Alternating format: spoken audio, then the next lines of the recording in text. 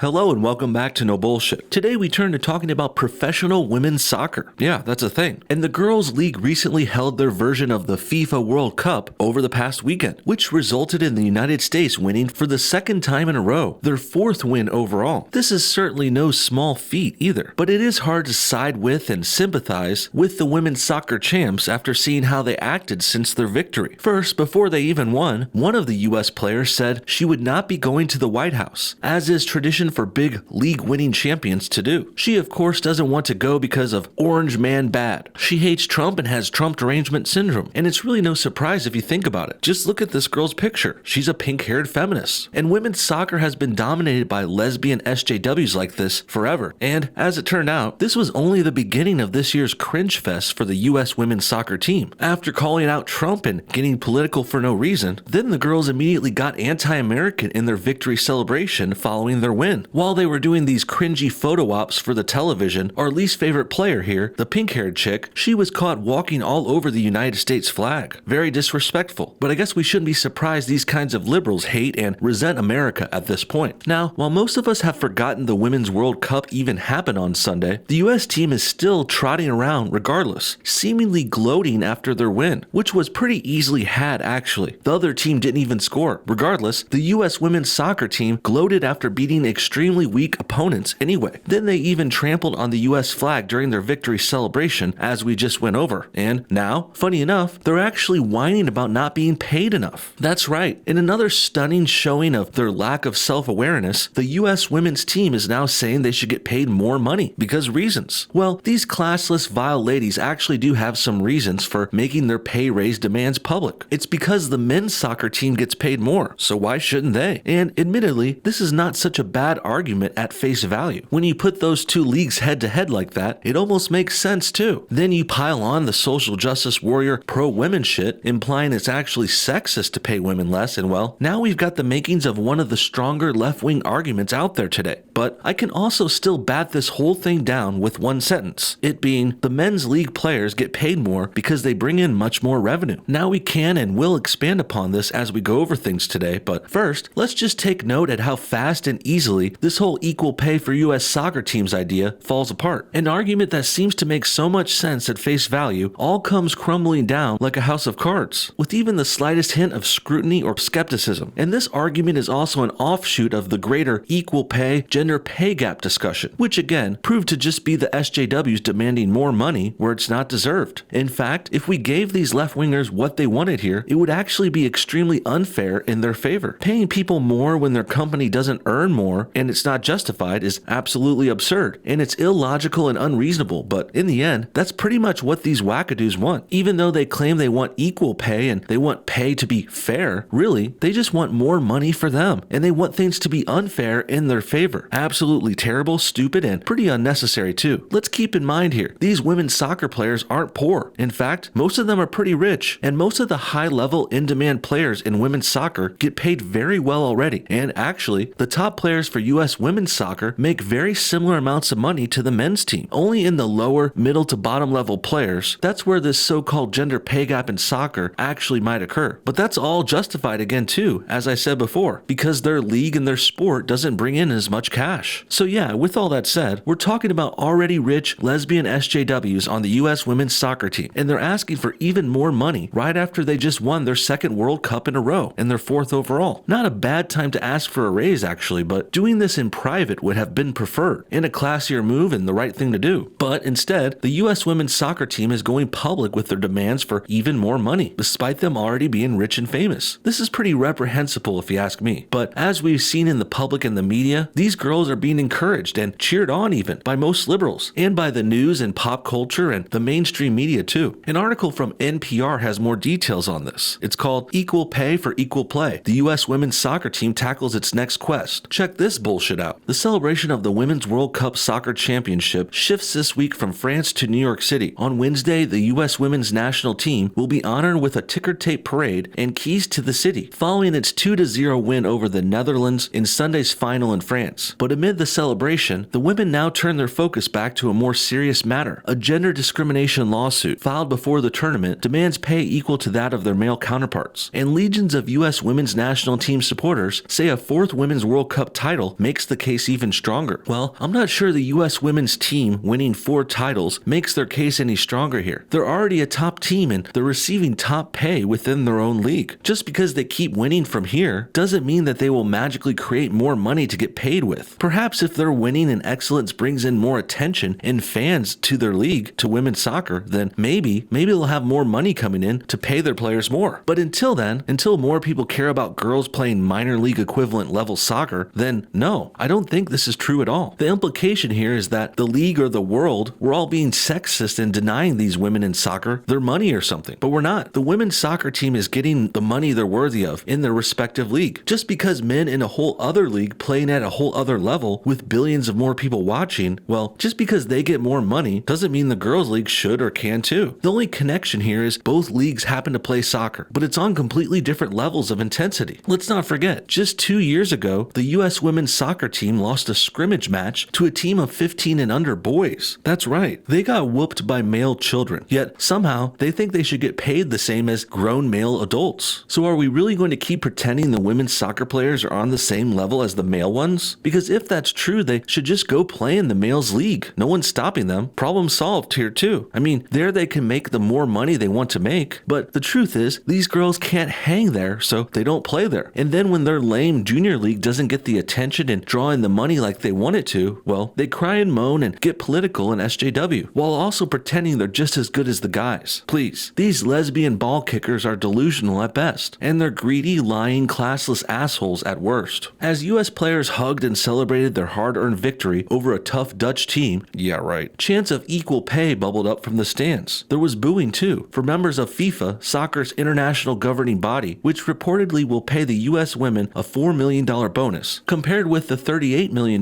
bonus paid to last year's World Cup winner. From the fans to players, the message was clear. To have our ladies represent and show that our soccer program is superior, it should inspire the United States to pay these women what they deserve to be paid, said Kenneth Lloyd from Austin, Texas. He watched the game in France with his son and daughter. What the heck? In what way is the women's soccer program superior? I don't get that at all. Just because the US women's team is winning in their league doesn't mean they're superior to the men's program in another league. Perhaps you could say the US women's soccer team is winning more than the men's team, but that doesn't say much, and that doesn't mean they're better at all. Let's go ahead and see those two teams play it out then, and we'll actually see who's better at soccer. Sure, the girls are better in their own league, but as we discussed, they're basically playing in the minors, triple or even double A ball, bush league as they say, and that's not the same at all. Next, let's talk about these payouts coming from FIFA. When they frame the premise the way they do, it almost makes sense again too. Women champions get $4 million as a bonus, while the men get 38. Sounds pretty unfair that way, but as I've said time and time again, this is all based on how much their leagues bring in. As this New York Post article here goes over in great detail, but to put it briefly and to sum it up, the men get paid more because their league rakes in a lot more money, over $6 billion